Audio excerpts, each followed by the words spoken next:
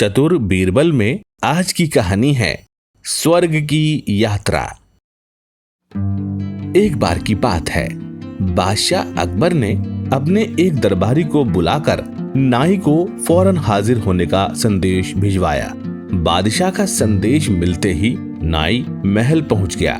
जो नाई महल पहुंचा था उसे उन दरबारियों ने भेजा था जो बीरबल से ईर्ष्या करते थे, और उस नाई के जरिए उन्होंने बीरबल को फंसाने की सोची। नाई ने अकबर से कहा, महाराज, आप सबका ख्याल रखते हैं पर अपने पूर्वजों के बारे में क्यों नहीं सोचते? अकबर ने उस नाई से पूछा, मैं उनके लिए क्या कर सकता हूँ?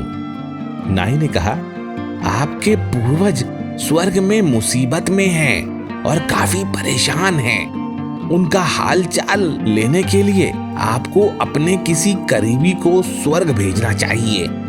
बीरबल इस काम के लिए ठीक रहेंगे। अकबर को नाई की बात सही लगी और उन्होंने सभी दरबारियों का मत जानने के लिए बुलवाया।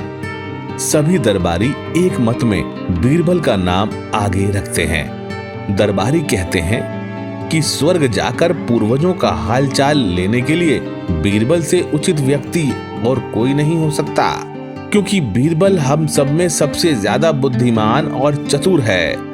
इसलिए स्वर्ग में आपके पूर्वजों का हालचाल लेकर वह उनकी परेशानी का हल आसानी से निकाल सकता है। फिर अकबर ने बीरबल को बुलवाया और अपने पूर्वजों के पास जाने को कहा। बीरबल ने कहा, ठीक है, मैं स्वर्ग चला जाऊंगा। फिर बीरबल अकबर से करीब 11 दिन का समय मांगते हैं और पुरोहित को 11 दिन बाद बुलाने की बात रखते हैं। वह कहते हैं, मैं स्वर्ग जा रहा हूँ और कितने दिन मुझे लौटने में लगेंगे इस बारे में निश्चित तौर पर कुछ भी कहना मुश्किल है। इसलिए स्वर्ग जाने से पहले एक बार मैं अपने परिवार से मिलना चाहता हूँ और कुछ समय बिताना चाहता हूँ। देखते ही देखते 11 दिन बीत जाते हैं। 12वें दिन बीरबल स्वर्ग जाने के लिए बादशाह अकबर के सामने हाजिर होते हैं। पुरोहित को बुलाया जाता है और बीरबल को स्वर्ग भेजने की तैयारी की जाने लगती है। पुरोहित बीरबल को स्वर्ग भेजने के लिए महल से कुछ दूर घास का एक ढेर लगवाते हैं। बीरबल को स्वर्ग भेजने के लिए घास के ढेर के अंदर भिजवाया जाता है। घास के ढेर के अंदर जाते ही पुरोहित घास के ढेर में आग लगा देते हैं और बीरबल को स्वर्ग भेजने की प्रक्रिया पूरी होती है। लेकिन बीरबल पहले ही घास के नीचे से सुरंग बना चुके थे और उसके रास्ते वो अपने घर चले जाते हैं। लेकिन इससे अनजान दूसरी तरफ सभी जलने वाले दरबारी खुश हो गए, लेकिन उनकी खुशियों पर जल्द ही पानी फिर जाता है। कुछ महीनों बाद बीरबल वापस लौटे। सभी दरबारी बीरबल को देखकर भौचक्के रह गए।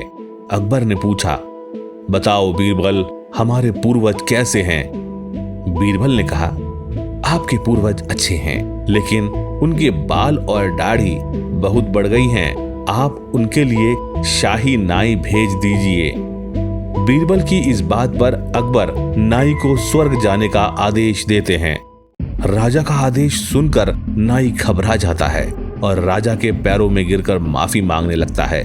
नाई बादशाह से कहता है कि यह सब कुछ वजीर अब्दुल्ला के कहने पर किया था। यह सब उन्हीं की साजिश थी ताकि वह बीरबल को अपने रास्ते से हटा सकें।